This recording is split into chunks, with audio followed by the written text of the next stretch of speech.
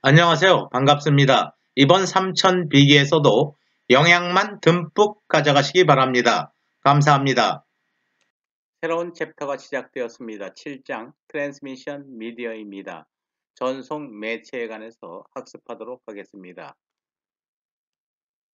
7의 1절 인트로덕션 전송 매체에 관련된 간단한 소개입니다.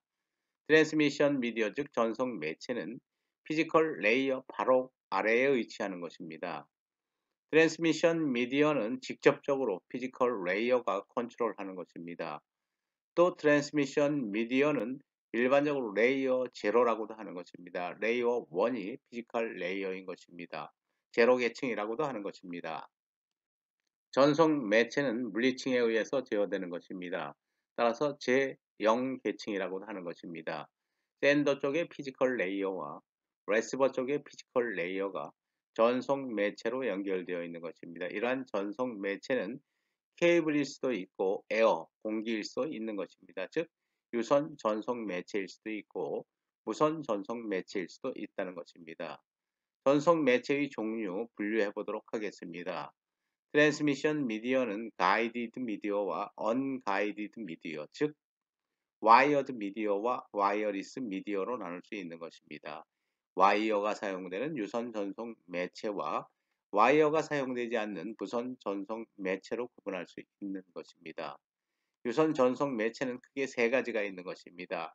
우리가 일반적으로 전화선이라고 하는 트위스트 페어 케이블, 그리고 동축 케이블로 불리우는 코엑셜 케이블, 파이버 옵틱 케이블, 광 케이블이 존재하는 것입니다. 현재 통신에서는 코엑셜 케이블은 사용되지 않고 있습니다. TP 케이블과 파이버 옵틱 케이블이 주로 사용되고 있는 것입니다. 우선 전송 매체는 전자기파인 것입니다. 따라서 전자기파는 라디오 웨이브, 또 마이크로웨이브, 인프라레드 등이 통신에 현재 사용되고 있는 것입니다. 7의 2절 가이디드 미디어 유선 전송 매체에 관해서 알아보도록 하겠습니다. 첫 번째 유선 전송 매체는 트위스트 페어 케이블입니다. TP 케이블 전화선이라고 하는 것입니다. TP 케이블에서는 두 선 간의 전이차를 이용하는 것입니다. 하나의 해선은 신호가 전송되는 신호 해선이고 나머지 하나의 해선은 접지 해선인 것입니다. 구리선을 이용하기 때문에 노이즈에 의한 영향 또 크로스토크에 의한 영향을 받게 되는 것입니다. 만약에 두 선에 미치는 영향이 동일하다고 한다면 두 선 간의 전이차를 이용하기 때문에 영향은 상실될 수도 있는 것입니다. 그러나 두 선에 미치는 영향이 일반적으로 동일하지 않은 것입니다. 두 선의 위치 자체가 차이가 나기 때문인 것입니다. 이러한 문제를 해결하기 위해서 두 선을 꼬아서 만드는 것이 TP 케이블인 것입니다. 꼬아서 만든다는 측면에서 트위스트라는 용어가 부여된 것입니다. 따라서 TP 케이블에서의 전선의 품질은 단의 길이당 전선의 꼬임 횟수에 의해서 좌우되기도 하는 것입니다. TP 케이블입니다. 두 개의 해선을 서로 꼬아서 만드는 것입니다. TP 케이블은 컨덕터와 인설레이터 부분으로 구분할 수 있는 것입니다. 컨덕터 부분은 신호가 직접 전달되는 구리선인 것입니다. 이러한 구리선을 보호하기 위한 피복, 인설레이터 부분인 것입니다. TP 케이블에서의 잡음의 영향 계산해 보도록 하겠습니다. 잡음원의 위치를 이 위치로 가정하도록 하겠습니다. 잡음원에 가까우면 미치는 영향은 큰 것입니다. 잡음원에서 멀면 잡음이 미치는 영향은 작아지는 것입니다. 회색 해선의 잡음의 영향을 계산해 보도록 하겠습니다. 잡음원에서 가깝기 때문에 잡음의 영향을 4로 가져가는 것입니다. 이 부분은 잡음원으로부터 멀기 때문에 잡음의 영향을 3으로 가져가는 것입니다. 그래서 4 더하기 3 더하기 4 더하기 3, 4 더하기 3, 7, 11, 14가 되는 것입니다. 검은 해선에 미치는 잡음의 영향 역시 동일한 방법으로 구해보도록 하겠습니다.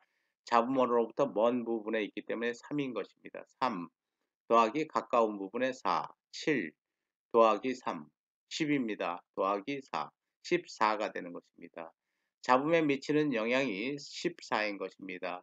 잡음이 미치는 영향 동일하게 14인 것입니다. 두 개의 전이차를 이용하기 때문에 14에서 14를 빼면 잡음의 영향은 0이 되는 것입니다. 이와 같이 잡음의 영향을 줄이기 위해서 TP 케이블에서는 두 개의 해선을 꼬아서 사용하고 있는 것입니다. UTP와 STP에 관해서 알아보도록 하겠습니다. TP 케이블은 UTP와 STP로 분류할 수 있는 것입니다. UTP는 Unshielded Twist Pair 케이블입니다. STP는 Shielded Twist Pair 케이블을 의미하는 것입니다. STP는 UTP와 달리 실드선을 사용하고 있는 것입니다. 외부에서 잡음이 들어올 때 실드선에서 모두 걸러내는 것입니다. 잡음이 실제로 신호가 전달되는 도선에 미치지 못하도록 실드선이 중간에서 잡음을 차단하는 역할을 하는 것입니다. 이러한 실드선을 두면 통신의 품질이 높아질 것입니다. 그렇지만 케이블은 비싸지는 것입니다. 코스트는 높아지는 것입니다. STP의 이러한 우수한 통신 품질 특성 때문에 예전에는 전화망이나 랜 구축 시 모두 STP를 사용했던 것입니다. 그러나 최근 들어서 UTP의 통신 품질이 너무 좋아진 것입니다. 해선 제조 기술이 발달한 것입니다. 해선 품질이 좋아진 것입니다. 따라서 설치하기 쉽고 또 값이 싼 UTP가 최근에는 전화망과 랜 구축용으로 사용되고 있는 것입니다. 현재 STP는 사용되고 있지 않은 케이블인 것입니다. 다음은 EIA의 UTP 케이블 등급에 관해서 알아보도록 하겠습니다. EIA는 Electronic Industries Association인 것입니다. 미국의 전자산업협회를 의미하는 것입니다. 이런 전자산업협회에서 UTP 케이블 등급을 설정한 것입니다. UTP는 등급 5개로 설정되고 있는 것입니다. 카테고리 1, 2, 3, 4, 5로 설정되어 있는 것입니다. 예전에는 카테고리 1, 2, 3, 4, 5 간의 가격 차이가 굉장히 컸던 것입니다. 따라서 용도에 따라서 각각 1을 사용할 수도 있고 2를 사용할 수도 있고 5를 사용할 수도 있었던 것입니다. 그러나 최근에는 카테고리 5 자체의 가격이 굉장히 싸진 것입니다. 따라서 1, 2, 3, 4는 현재 전화망이나 랜 구축 시 사용되고 있지 않은 것입니다.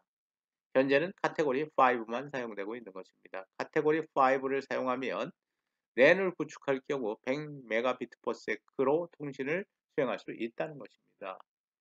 TP 케이블만으로도 100Mbps/s의 통신이 가능한 것입니다.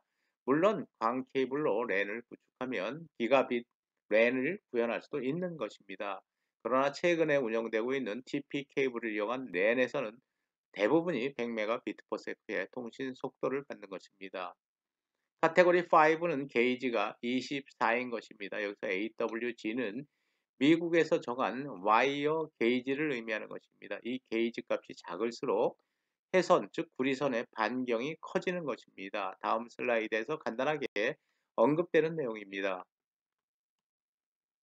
UTP 케이블을 이용해서 랜 등을 구축할 때 사용하는 잭으로서 RJ45가 주로 사용되고 있는 것입니다. 여러분들이 많이 접하고 있는 잭인 것입니다.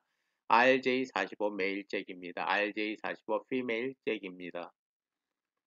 UTP 케이블의 성능을 그래프로 나타낸 것입니다. UTP 케이블을 통해서 신호가 전송되는 과정에서 신호는 감쇄되게 되어 있는 것입니다.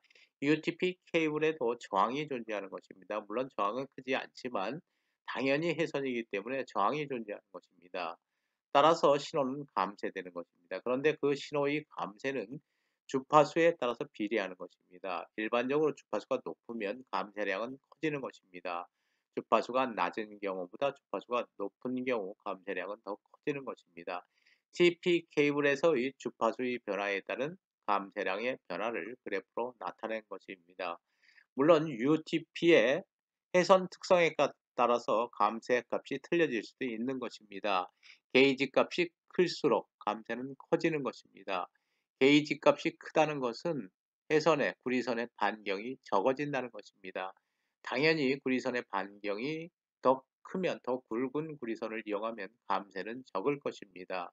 TP 케이블에서의 주파수에 따른 감쇄의 변화를 그래프로 표현한 것입니다.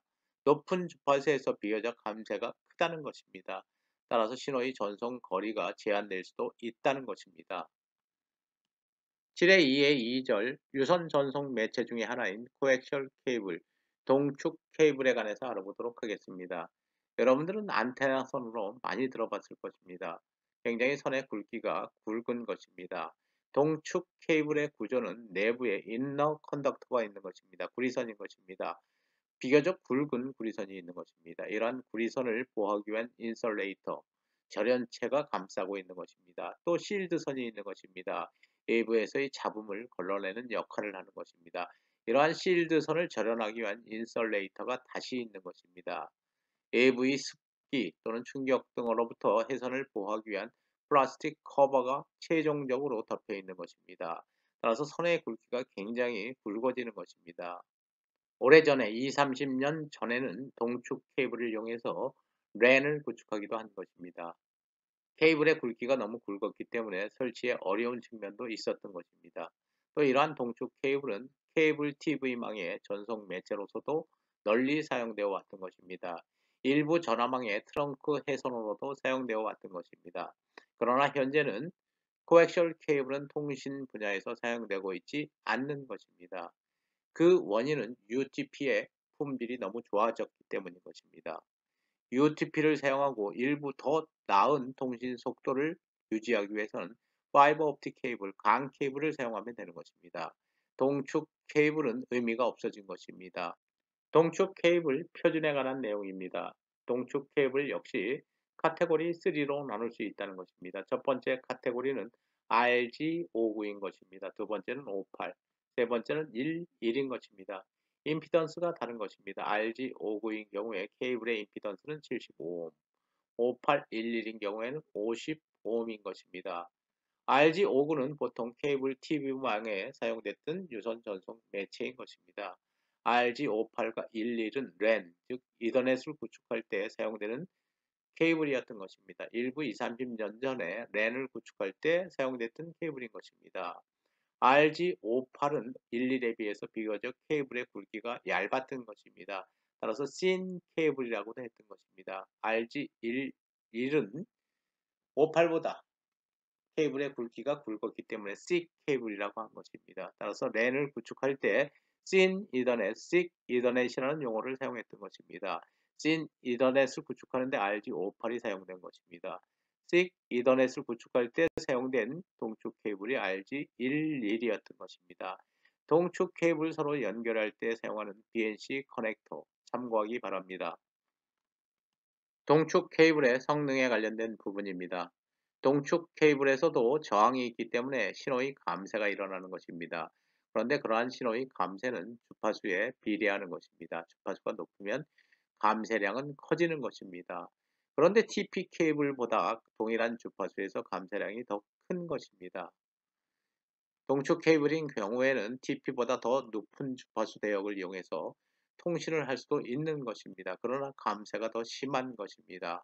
따라서 감쇄가 심하므로 중간중간에 더 많은 리피터를 두어야 하는 것입니다. 일종의 증폭기를 사용해야 한다는 것입니다. 동축 케이블은 보통 디지털 전화 네트워크를 구성하는 데도 사용되어 왔던 것입니다.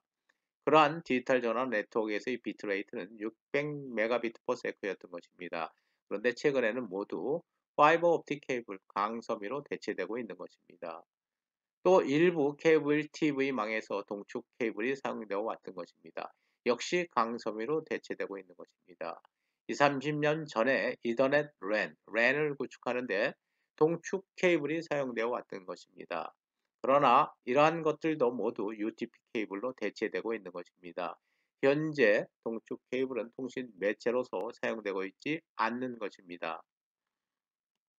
7의 2의 3절 파이버 옵틱 케이블 즉 광 케이블에 관련된 부분 알아보도록 하겠습니다. 광 케이블은 석영이나 플라스틱을 이용해서 만드는 아주 가늘한 두께를 가진 투명도가 높은 유리 섬유인 것입니다. 유리 섬유를 통해서 광신호를 전송하는 전송 매체인 것입니다. 광 케이블 중심에는 코어가 있는 것입니다. 코어를 통해서 신호가 전송되고 있는 것입니다. 그 주위는 클레드라고 하는 유리로 구성되어 있는 것입니다. 코어와 클레드로 구성된 것이 파이버 옵틱 케이블인 것입니다. 코어 내에서 전반사를 일으키면서 광신호가 계속 전파되어야 하는 것입니다. 따라서 코어의 밀도는 클레드의 밀도보다 높은 것입니다. 코어를 둘러싸고 있는 것이 클레드입니다. 코어의 밀도가 클레드보다 높아야지 전반사가 일어나는 것입니다. 광신호가 케이블 밖으로 전파되지 않고 케이블 내에서 전반사를 일으키면서 전파되게 되는 것입니다. 강신호가 전달되는 핵심은 코어와 클레드 부분인 것입니다. 따라서 코어와 클레드를 보호하기 위해서 완충층을 사용하고 있는 것입니다. 또 코팅을 해서 외부의 습기나 마모로부터 강섬유를 보호하고 있는 것입니다. 또 강섬유 간의 혼선을 막는 역할을 하는 것입니다. 강섬유를 통해서 전송되는 신호는 전기 신호가 아닌 것입니다. 물론 구리선을 사용하는 케이블에서는 전기 신호가 전송되지만 광섬유를 통해서 전송되는 신호는 광신호인 것입니다. 따라서 절연성이 매우 우수하다는 특징을 갖고 있는 것입니다. 절연성이 우수하다는 것은 내부 전자 유도에 의한 잡음의 장애를 받지 않는 것입니다. 전기 신호가 광신호에 영향을 미치지 못하는 것입니다. 또 파이버 옵틱 케이블, 광 케이블은 TP 케이블이나 코엑시얼 케이블보다 통과할 수 있는 주파수 성분이 굉장히 많은 것입니다. 즉 광대역 전송 매체인 것입니다. 대역폭이 굉장히 넓다라는 것입니다. 따라서 고속으로 데이터를 전송할 수 있는 것입니다. 강 케이블은 보통 기가빗 네트워크를 구성하는 데 많이 사용되는 것입니다. 1기가 또는 10G, 10기가빗 네트워크를 설계할 때 파이버 옵틱 케이블이 사용되는 것입니다. 광섬유를 통해서는 광대역의 아날로그 신호와 디지털 신호를 기가빗 이상으로 전송할 수 있다는 것입니다. 각종의 고속 광대역 통신망에 응용되고 있는 전송 매체인 것입니다. 광신호와 관련된 굴절률 알아보도록 하겠습니다. less dense, more dense, 밀도가 높은 부분, 밀도가 적은 부분인 것입니다. 이 부분이 코어 부분이고 이 부분이 클레드 부분인 것입니다. 코어의 밀도를 높게 하고 클레드의 밀도를 낮게 하는 이유는 광신호가 전반사를 일으키게 하는 것입니다. 전반사를 일으키면서 광신호 내부를 전송하게 하는 것입니다. 또 다른 전반사의 조건은 입사각인 것입니다. 이러한 경우에는 입사각이 인계각 크리티컬 앵글보다 작은 경우입니다. 이 경우에는 리플렉션 굴절에 의해서 광섬유 외부로 광신호가 전파되게 되는 것입니다. 우리가 원하는 조건이 아닌 것입니다. 입사각이 인계각과 같게 되면 표면을 통해서 광신호가 전송되는 것입니다. 이 조건도 우리가 원하는 조건이 아닌 것입니다. 입사각은 항상 정해진 인계각보다 커야 되는 것입니다. 크면 리플렉션, 반사가 일어나는 것입니다. 굴절이 아니라 리플렉션, 전반사가 일어나서 광섬유 내부를 광신호가 전송되게 되는 것입니다. 파이버 옵틱 케이블 계속 알아보도록 하겠습니다. 송신기에서 수신기 쪽으로 광 신호를 강 케이블을 통해서 전송하는 것입니다. 광 케이블은 코어 부분과 클레딩 부분으로 구성되어 있는 것입니다. 코어 부분을 강 신호가 전송해 나가는 것입니다. 코어 부분을 강 신호가 전송하는 과정에서 전반사를 일으키게 되는 것입니다. 전반사를 일으키면서 강 신호가 수신기에 도착하는 것입니다. 송신기에서 생성된 전기 신호는 광신호로 변환되어야 하는 것입니다. 광신호로 변환되면 이러한 광신호는 파이버 옵틱 케이블, 광 케이블을 통해서 수신기까지 전송되는 것입니다. 수신기에 도달한 광신호는 다시 전기 신호로 변환되어서 수신기에 전달되는 것입니다. 파이버 옵틱 케이블, 광 케이블을 여러 가지로 분류할 수 있는 것입니다. 광 케이블 모드를 두 개로 구분하면 멀티 모드와 싱글 모드로 구분할 수 있는 것입니다. 멀티 모드는 다시 스텝 인덱스형과 그레디드 인덱스형으로 구분되는 것입니다. 각각의 케이블의 특성에 관해서 다음 슬라이드에서 간단하게 알아볼 것입니다. 파이버 옵틱 케이블을 구성하는 광섬유는 크게 두 개의 모드로 구분할 수 있는 것입니다. 하나는 멀티 모드인 것입니다. 또 다른 하나는 싱글 모드인 것입니다. 멀티 모드에서는 여러 개의 강선이 서로 다른 경로로 진행하는 것입니다. 그러나 싱글 모드에서는 여러 개의 강선이 동일한 경로로 지나가는 경우입니다. 멀티 모드는 스텝 인덱스형과 그레디드 인덱스형으로 나눌 수 있는 것입니다. 멀티 모드 스텝 인덱스형에서는 코어의 밀도가 균일한 것입니다. 따라서 코어의 밀도와 크레드의 밀도 차이에 의해서 경계면에서 급격하게 반사되는 것입니다. 광신호가 전파되는 과정에서 경계면에서 급격하게 반사되는 형태로 진행되는 것입니다. 반면에 그레디드 인덱스는 강섬유의 제조 공정에서 코어의 밀도를 바깥으로 갈수록 낮게 한 것입니다. 밀도가 서서히 변하게 한 것입니다. 다시 클레드의 밀도 차가 또 있는 것입니다. 따라서 경계면에서 반사되는데 부드럽게 반사되는 형태가 바로 멀티모드 그레디드 인덱스형인 것입니다. 싱글 모드에서는 코어의 직경이 굉장히 작은 것입니다. 따라서 여러 개의 강선이 동시에 진행하지만 동일한 경로로 진행하는 것입니다. 이와 같이 스텝 인덱스형에서는 이러한 디지털 신호를 보내면 이와 같은 파형이 수신되게 되는 것입니다. 아무리 강섬이라고 하더라도 무한대의 주파 성분을 전송할 수는 없는 것입니다. 일부 신호가 감쇄되고 또 일부 파형이 왜곡되는 것입니다. 멀티 모드에서 파형이 왜곡되는 이유는 여러 개의 강선이 서로 다른 경로를 통해서 전송되는 것입니다. 따라서 광신호 각각의 도착 시간이 약간 차이가 있게 되는 것입니다. 이러한 도착 시간의 차이, 즉 지연 때문에 파형의 왜곡이 발생되는 것입니다. 그레디드 인덱스형은 제조 공정에서 코어의 밀도를 밖으로 갈수록 서서히 낮게 하는 것입니다. 따라서 전반사가 서서히 일어나는 형태의 광섬유인 것입니다. 물론 이 경우에도 다양한 경로의 특성 차이에 따라서 도착 시간은 모두 다를 것입니다. 파형은 왜곡이 일어나게 되는 것입니다. 또 역시 신호는 전달되면서 감쇄가 일어나게 되는 것입니다. 그렇지만 스텝 인덱스형보다 그레디드 인덱스형은 경계면에서 서서히 변하기 때문에 서서히 전반사되기 때문에 감쇄가 비교적 적은 것입니다. 싱글 모드는 코어의 직경 자체가 좁은 것입니다. 따라서 다양한 광신호가 전달되는 과정에서 경로가 동일한 것입니다. 도착 시간 차가 발생되지 않는 것입니다. 지연이 발생되지 않는 것입니다. 따라서 파형의 왜곡이 비교적 적은 것입니다. 감쇄도 비교적 적은 것입니다. 따라서 싱글 모드는 장거리 전송 케이블로서 널리 사용되고 있는 것입니다. 전송 손실과 시간 지연의 측면에서 장거리 전송에 널리 사용된다는 것입니다. 광섬유와 직경 크기에 관해서 알아보도록 하겠습니다. 단위는 마이크로메타인 것입니다. 멀티모드형의 그레디드 인덱스형의 강섬유는 코어의 직경과 클레드의 직경이 서로 다르게 생산되고 있다는 것입니다. 코어의 직경이 50이고 클레드의 직경이 125 마이크로메타인 강섬유가 있고 또 코어의 직경이 62.5 그리고 100, 또 클레드의 직경은 125로 동일한 강섬유가 생산되고 있다는 것입니다. 싱글 모드인 경우에는 코어의 직경이 굉장히 작은 것입니다. 7 마이크로메타입니다. 크레드의 직경은 모두 동일하게 125 마이크로메타인 것입니다. 광 케이블입니다. 광 케이블은 다양한 층으로 구성되는 것입니다. 가장 내부는 코어와 클레드인 것입니다. 코어를 통해서 광신호가 직접 전송되는 것입니다. 이러한 코어와 클레드를 보호하기 위한 다양한 코팅, 완충층이 외부에 존재하는 것입니다. 내부적으로 보면 코어와 클레드 부분, 이 부분을 보통 강섬유라고 하는 것입니다. 이러한 강섬유를 보호하기 위해서 1차 코팅층이 있는 것입니다. 외부의 습기로부터 보호하기 위한 것입니다. 또 완충층이 있는 것입니다.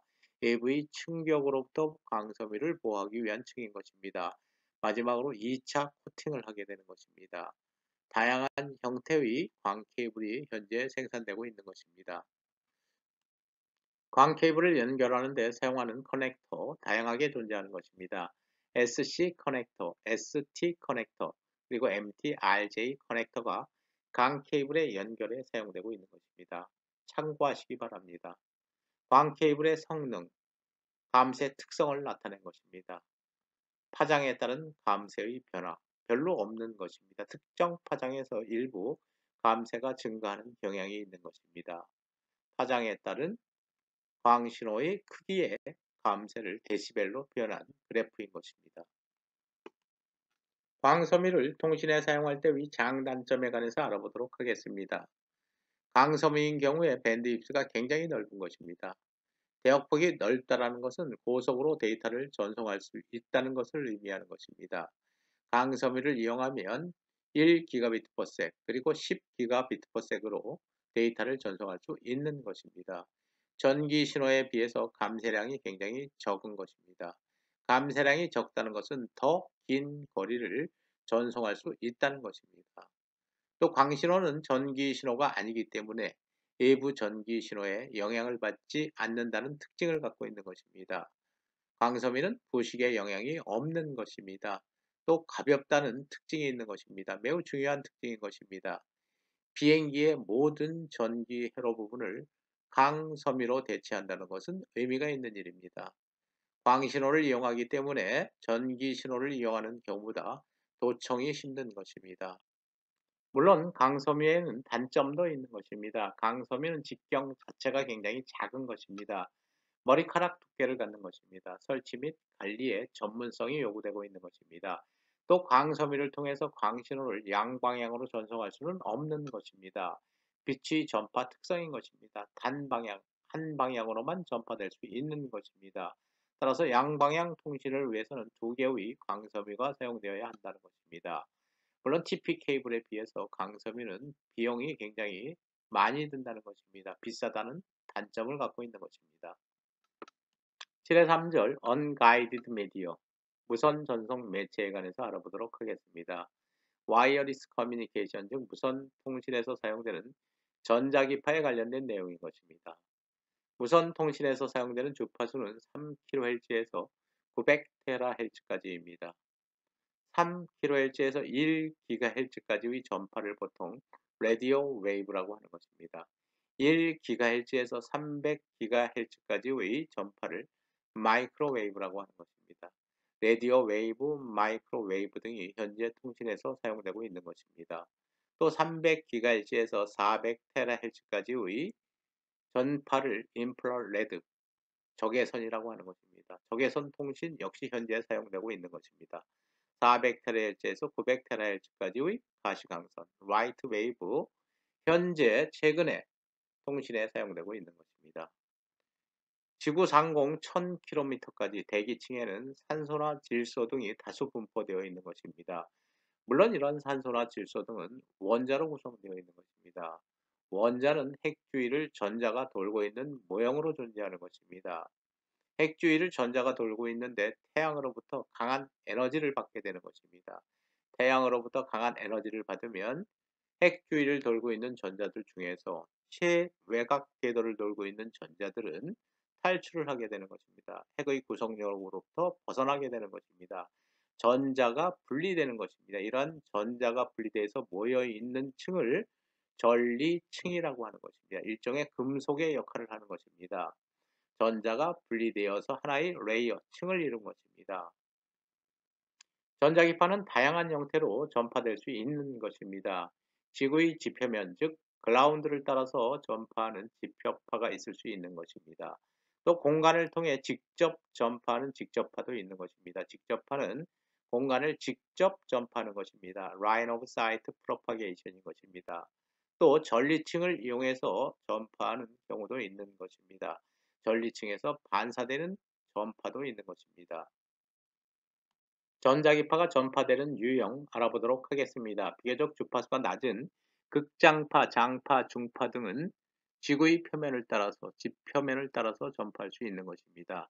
따라서 이러한 파를 지표파라고도 하는 것입니다. 또 장파, 중파, 단파 등은 지구 상공에 형성되어 있는 전리층을 통해서 전파할 수 있는 것입니다. 전리층에서 반사되어 멀리 전파되는 것입니다. 이러한 전리층은 다양한 높이로 존재할 수 있는 것입니다. 태양빛 에너지가 강한 낮에는 낮은 부분까지 전리층이 형성될 것입니다. 그렇지만 태양빛 에너지가 약한 밤에는 높은 곳에 전리층이 형성되는 것입니다. 초단파, 극초단파, 마이크로웨이브 등은 주파수가 높기 때문에 전리층을 이용하는 통신이 불가능한 것입니다. 전리층을 뚫고 통과해버리는 것입니다. 따라서 이러한 주파수가 높은 초단파, 극초단파, 마이크로웨이브 등은 공간을 통해서 직접 전파하는 것입니다. 안테나와 안테나를 이용해서 직접 전파를 전파하는 것입니다. 전자기파는 주파수나 또는 파장에 따라서 다양한 형태로 분류되고 있는 것입니다. 각각의 명칭이 부여되고 있는 것입니다. 가장 주파수가 낮은 전자기파 VLF라고 하는 것입니다. Very Low Frequency를 갖는 전자기파인 것입니다. 따라서 극장파라고 하는 것입니다. 주파수가 낮기 때문에 파장은 길은 것입니다. 따라서 파장이 길다라는 측면에서 very low frequency, 극장파라고 하는 것입니다. 3kHz에서 30kHz까지의 주파수 대역은 극장파에 해당하는 것입니다. 다음 30kHz에서 300kHz까지의 전자기파를 low frequency, 즉 장파라고 하는 것입니다. 300kHz에서 3MHz까지 middle frequency, 중파라고 하는 것입니다. 3MHz에서 30MHz까지의 전자기파를 HF, high frequency, 단파라고 하는 것입니다. 30MHz에서 300MHz까지의 전자기파를 very high frequency, 극초단파라고 하는 것입니다. 초단파라고 하는 것입니다. 300MHz에서 3GHz까지는 울트라 하이 프리퀀시, 극초단파라고 하는 것입니다. 3기가에서 30기가, 30기가에서 300기가 각각 슈퍼 하이 프리퀀시, 익스트리멀리 하이 프리퀀시라고 하는 것입니다. 일반적으로 무선 통신에서 사용하고 있는 전파는 3kHz에서 300GHz까지의 전자기파인 것입니다. 전자기파가 전파하는 유형, 그림으로 표현한 것입니다. 2MHz 이하의 전자기파의 경우에는 그라운드 프로파게이션, 즉 지구의 지표면을 따라서 전파할 수 있다는 것입니다. 2MHz에서 30MHz까지의 주파수를 갖는 전자기파는 스카이 프로파게이션, 즉 전리층을 이용해서 전자기파를 전파할 수 있다는 것입니다. 전리층에서의 반사를 이용하는 것입니다. 또 30MHz 이상의 주파수를 갖는 전자기파는 안테나와 안테나 사이에서 직접 전파하는 라인 오브 사이트 프로파게이션 방식으로 전파된다는 것입니다. 전자기파는 그 주파수에 따라서 다양한 명칭이 부여되어 있는 것입니다. 우리가 이전 슬라이드에서 살펴본 내용입니다. VLF, LF 등은 보통 지표를 따라서 전파할 수 있는 것입니다. MF나 HF 또는 VHF까지는 전리층을 이용할 수 있는 것입니다. 그러나 UHF, SHF, EHF 등은 전리층을 통과하는 것입니다. 따라서 직접 안테나와 안테나 간에 직접 통신을 수행하고 있는 것입니다. 각각의 주파수 대역은 용도가 정해져 있는 것입니다. 미들 프리퀀시 대역은 AM 라디오에서 사용하는 주파수 대역인 것입니다. 또 VHF 대역은 VHF, TF, TV, 또 FM 라디오에서 사용하는 주파수 대역인 것입니다. UHF 대역, 최근에 셀룰러폰이나 새털라이트 등에서 널리 사용되는 주파수 대역입니다. SHF, EHF, Satellite Communication, 각각 롱 레인지, 넓은 범위의 무선 항법에 사용되는 주파수들인 것입니다. 300kHz에서 3MHz까지의 MF 대역은 AM 라디오에서 사용되는 대역이기도 한 것입니다. 또 30에서 300MHz까지는 VHF, TV 대역, FM 라디오 대역이기도 한 것입니다. 300MHz에서 3기가, 특히 2기가 대역은 최근에 셀룰러폰 영역으로 많이 사용되고 있는 것입니다. 물론 새털라이트, 위성 통신으로도 사용되고 있는 것입니다. 3에서 30GHz까지 주파수가 높은 영역입니다. 위성 통신에서 주로 사용되는 주파수 대역인 것입니다. 30에서 300GHz 대역은 롱 레인지 라디오 내비게이션, 즉 넓은 범위의 무선 항법에 사용되는 주파수라는 것입니다. 최근에 위치 추정에 널리 사용되고 있는 GPS 위성에서 사용되고 있는 주파수 대역인 것입니다. 와이어리스 트랜스미션, 무선 전송에 관해서 알아보도록 하겠습니다. 무선 전송에 사용되는 전자기파는 크게 3개로 분류할 수 있는 것입니다. 라디오 웨이브, 그리고 마이크로웨이브, 인프라레드, 적외선으로 분류할 수 있는 것입니다. 먼저 라디오 웨이브에 관련된 내용입니다. 라디오 웨이브는 3kHz에서 1GHz까지의 전자기파를 의미하는 것입니다. 반면에 마이크로웨이브는 주파수가 높은 영역인 것입니다. 1기가에서 300GHz까지의 영역에 있는 전자기파를 마이크로웨이브라고 하는 것입니다. 라디오 웨이브 전파의 경우에는 공중으로 전파할 수 있는 것입니다. 안테나를 이용해서 방향 없이 전 방향으로 무지향성 안테나를 이용해서 전체의 방향으로 전파할 수 있는 것입니다. 따라서 장거리 전송이 가능한 것입니다. 라디오 웨이브를 이용해서 AM 라디오와 같은 방송도 가능한 것입니다. 저주파의 경우에는 벽을 통과하는 것입니다. 따라서 주파수가 낮은 전자기파를 사용할 경우에는 건물 안과 밖으로 통신 범위를 한정할 수 없는 것입니다. 벽을 통과한다는 것입니다. 전방향 안테나를 이용해서 넓은 지역에 전파를 송출할 수 있는 것입니다. 이러한 특징 때문에 AM, FM 라디오 방송이나 텔레비전 방송, 무선 전화기 등에서 사용되는 것입니다. 7-3의 2절 마이크로웨이브에 관해서 알아보도록 하겠습니다. 마이크로웨이브는 주파수가 1GHz에서 300GHz까지의 전자기파를 의미하는 것입니다. 마이크로웨이브는 단방향성 특성을 갖고 있는 것입니다. 따라서 송수신 안테나를 설치하는 경우 방향성이 일치해야 되는 것입니다. 원거리인 경우에는 큰 안테나가 요구되는 것입니다. 마이크로웨이브는 주파수가 높기 때문에 벽을 통과할 수 없는 것입니다. 따라서 실내 안테나를 사용할 수 없는 것입니다. 마이크로웨이브는 대역폭이 300GHz 정도인 것입니다. 최저 주파수가 1GHz, 최고 주파수가 300GHz이기 때문에 약 대역폭은 300GHz가 되는 것입니다. 대역폭이 넓다라는 것은 비트레이트를 높일 수 있다는 것입니다. 높은 전송률로 신호를 전송할 수 있다는 것입니다. 마이크로웨이브를 사용한 안테나는 단방향 안테나인 것입니다. 마이크로웨이브의 응용에 관해서 알아보도록 하겠습니다. 마이크로웨이브는 일반적으로 유니캐스트 커뮤니케이션에 사용된다는 것입니다.